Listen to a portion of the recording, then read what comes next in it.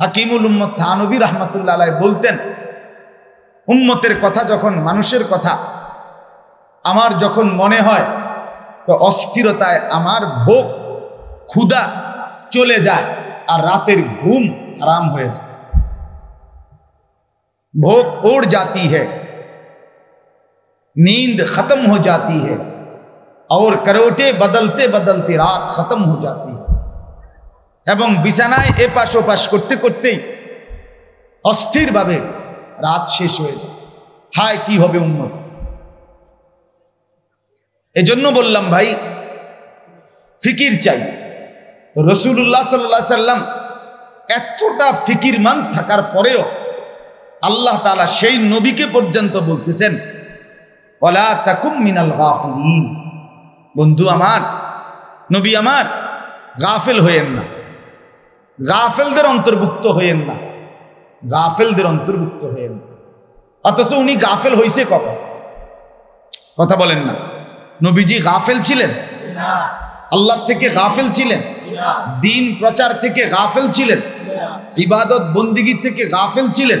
আম্মা জান আয়েশা রাদিয়াল্লাহু তাআলা আনহা বলেন, কানা রাসূলুল্লাহ সাল্লাল্লাহু আলাইহি ওয়াসাল্লাম ইয়াযকুরুল্লাহ ফি কুল্লি আহয়ান। নবী সাল্লাল্লাহু আলাইহি সাল্লাম আল্লাহ তাআলার জিকির করতেন, স্মরণ করতেন সারাক্ষণ। কারি ওয়া ইউহিল্লু লাহু তাইয়্যিবাত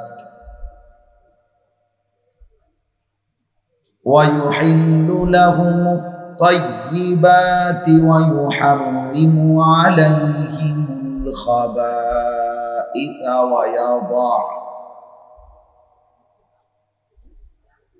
ويضع عنهم إصرهم والأغلال التي كانت عليهم فالذين آمنوا به وعزروه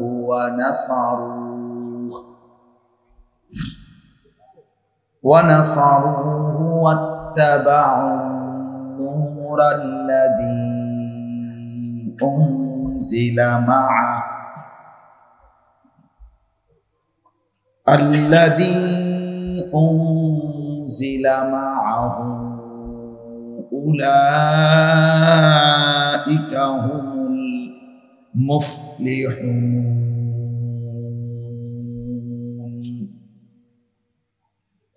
صدق الله مولانا العظيم وقال النبي صلى الله عليه وسلم تركت فيكم أمرين لن تضلوا ما تمسكتم بهما كتاب الله وسنتي اللهم صل على محمد وعلى آل محمد كما صليت على إبراهيم وعلى آل إبراهيم إنك حميد مجيد اللهم بارك على محمد وعلى آل محمد كما باركت على إبراهيم وعلى آل إبراهيم إنك حميد مجيد اللهم سلم على محمد وعلى آل محمد كما سلمت على إبراهيم وعلى آل إبراهيم إنك حميد مجيد اللهم ترحم على محمد وعلى آل محمد كما ترحمت على إبراهيم وعلى آل إبراهيم إنك حميد مجيد اللهم تحنن على محمد وعلى آل محمد কামা তাহান্নামতা আলা ইব্রাহিম ওয়া আলা আলি ইব্রাহিম ইন্নাকা হামিদুম মাজিদ। সুবহানাকা লা ইলমা লানা ইল্লা মা আল্লামতানা ইন্নাকা আনতাল আলিমুল হাকীম।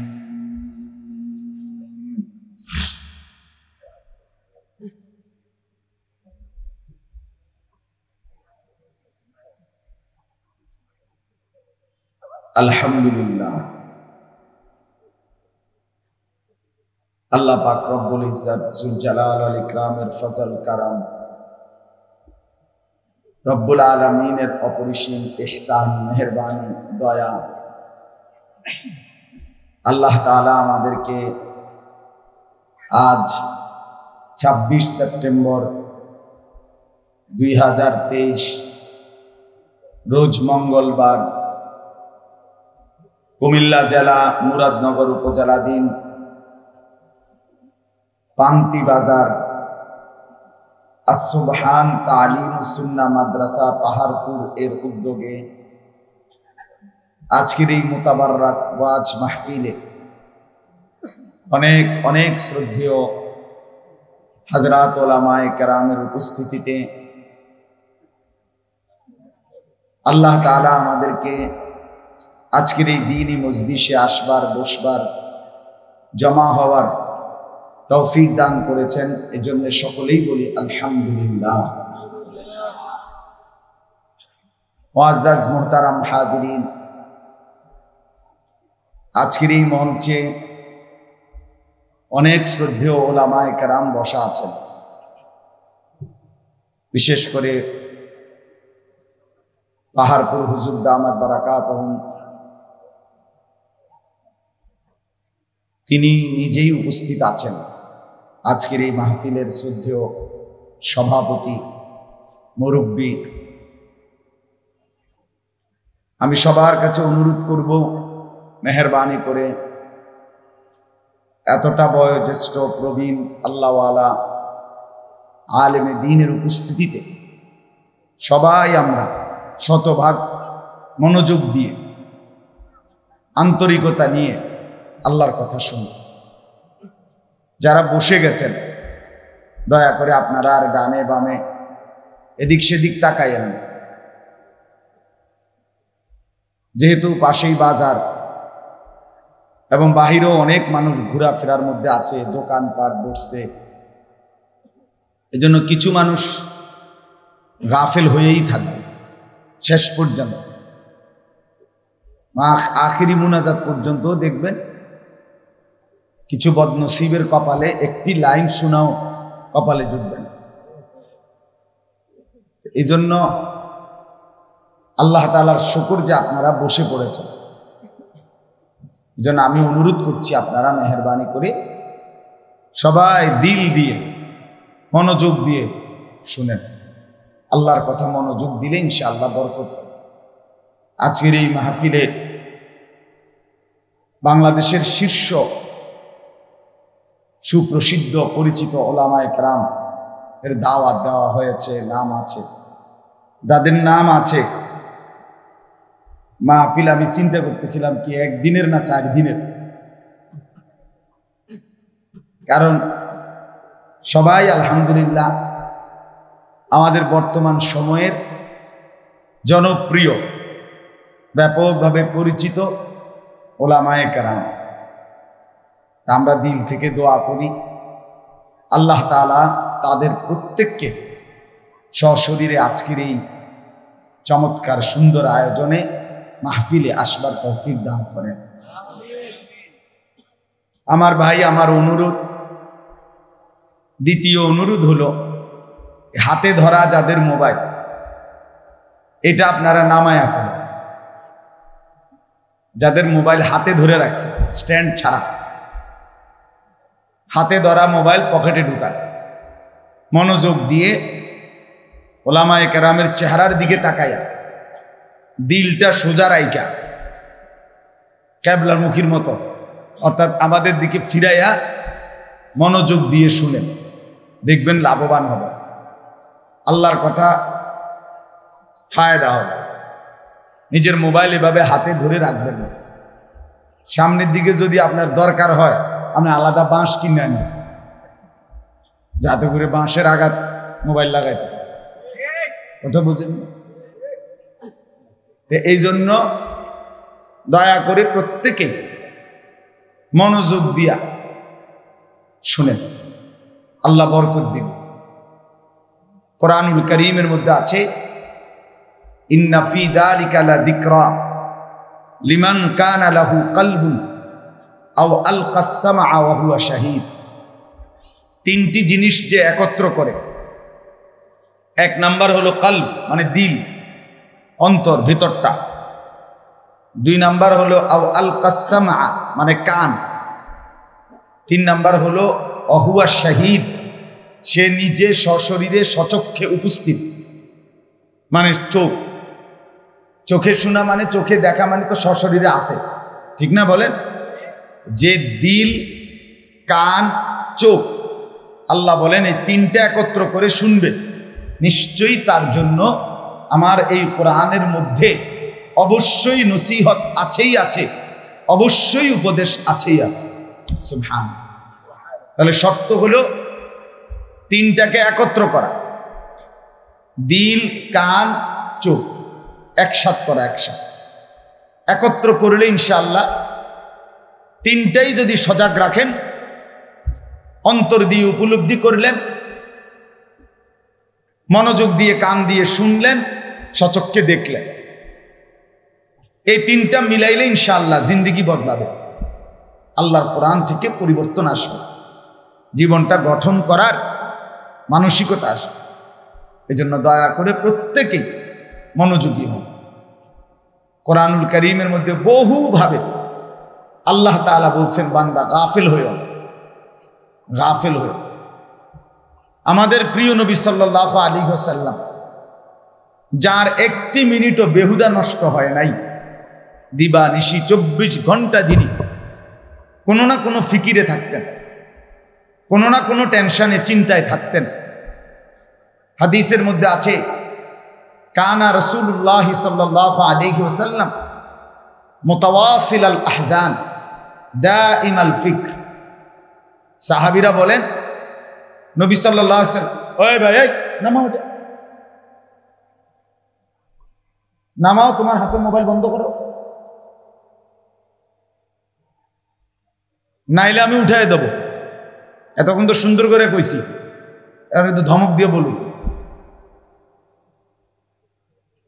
তো রাসূলুল্লাহ সাল্লাল্লাহু আলাইহি ওয়াসাল্লাম, সাহাবায়ে কেরাম বলেন যে নবীজিকে সারাক্ষণ দেখলে মনে হইতো দুইটা অবস্থা, মুতাওয়াসিল আল আহজান, ধারাবাহিকভাবে চিন্তিত, দাইম আল ফিকর, সারাক্ষণ কোনো না কোনো চিন্তা করতেছে। মানুষ, এটা আমরাও তো বলি, মানুষের চেহারা দেখলেই মানুষ বলে ভাই কোনো পেরেশানিতে আছেন, এই চেহারায় বুঝায়। ভাই কোনো চিন্তা, খুব কোনো গভীর চিন্তা করতেছেন, আপনি কি কোনো খুব বিপদে আছেন, চেহারা ফুটে ওঠে। সাহাবীরা বলতেন নবী সাল্লাল্লাহু আলাইহি ওয়াসাল্লামের চেহারা মোবারক দেখলেই মনে হইতো তিনি চিন্তিত, তিনি ভাবতেছেন কিছু না কিছু, কিছু না কিছু ভাবতেছেন। আর কি করা যায় উম্মতের জন্য, মানুষের জন্য, এই ছিল তার দিবারাত্রির ভাবনা। আরো কি করতে পারে? দাওয়াত ও তাবলীগের সারা বিশ্বব্যাপী মেহনতের বরকতের মূল কারণ এটা একটা। হযরত মাওলানা ইলিয়াস রাহমাতুল্লাহ আলাইহি, যার মেহনতে, যার ফিকিরে আল্লাহ তাআলা দাওয়াত ও তাবলীগের এই মেহনতকে সারা পৃথিবীতে আম করেছেন, ওনার জীবনীতে আছে উনি রাত্রিবেলাও ঘরের মধ্যে অস্থিরভাবে নিজের ঘরের ভিতরে পায়চারি করতেন, হাঁটাহাঁটি করতেন, এদিক থেকে ওই দিক, ওই দিক থেকে এদিক। ওনার বিবি বলতেন এতটা রাত, এরপরেও আপনার অস্থিরতা কিসের, কি ভাবতেছেন আপনি, এমন করেন কা? তো তিনি বলতেন বিবিকে, শোনো আমার হৃদয়ের ভিতরে যে অস্থিরতা পেরেশানি, এই অস্থিরতা যদি তোমার হৃদয়েও তৈরি হতো, তাহলে বিনিদ্র রজনী, ঘুমহীন রাত একজনের বদলে আমাদের দুইজনেরই বিনিদ্র রজনী হয়ে যেত। আমরা দুইজনেই রাত ঘুম ছাড়া কাটাই। আমার হৃদয়ে অস্থিরতা, অন্তরের পেরেশানি আমাকে ঘুমাইতে দেয়। ইসলাহি নিসাব হাকিমুল উম্মত মুজাদ্দিদুল মিল্লাত হযরত মাওলানা শাহ আশরাফ আলী থানভী রাহমাতুল্লাহ আলাইহির 11টি কিতাবের সমন্বয়ে একটা সংকলন আছে, ইসলাহি নিসাব নাম, বাংলা অনুবাদও হয়েছে এই নামেই, ইসলাহি নিসাব। ওটা শুরুতে আছে হাকিমুল উম্মত থানভী রাহমাতুল্লাহ আলাইহি বলতেন, উম্মতের কথা যখন, মানুষের কথা আমার যখন মনে হয়, তো অস্থিরতায় আমার ভোগ ক্ষুধা চলে যায় আর রাতের ঘুম হারাম হয়ে যায়।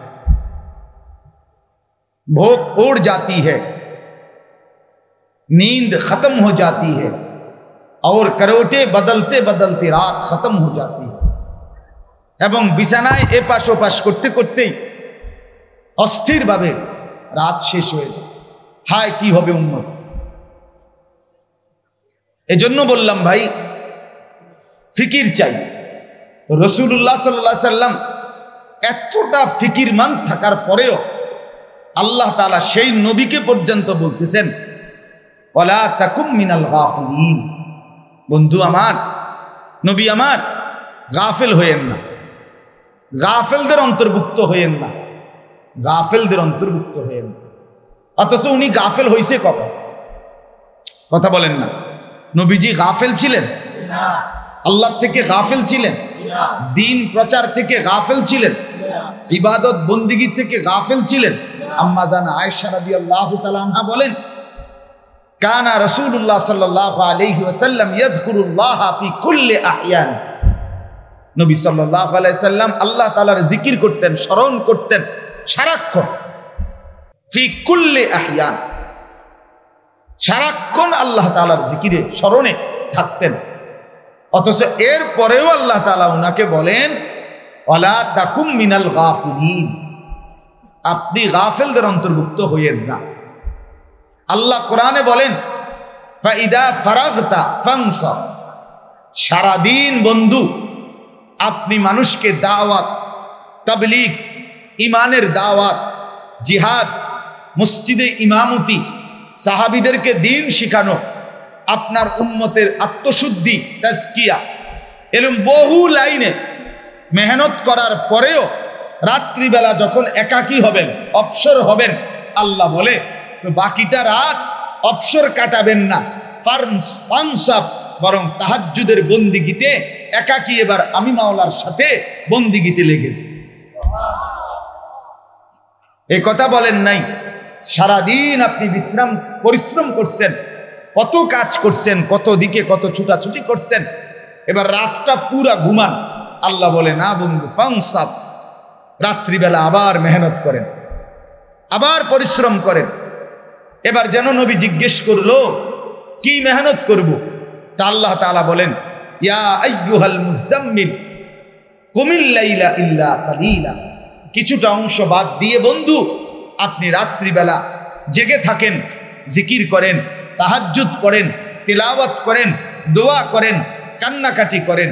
সারাদিন লোকের মাঝে আপনি ছিলেন, আপনাকে বন্ধু মানুষের সাথে আমি দেখছি, তখনও ভালো লাগছে, আর এখন রাত গভীরে আপনাকে আমার একা দেখতে মন চায়, শুধু আমি দেখব আপনাকে, আপনি ভাববেন আমাকে।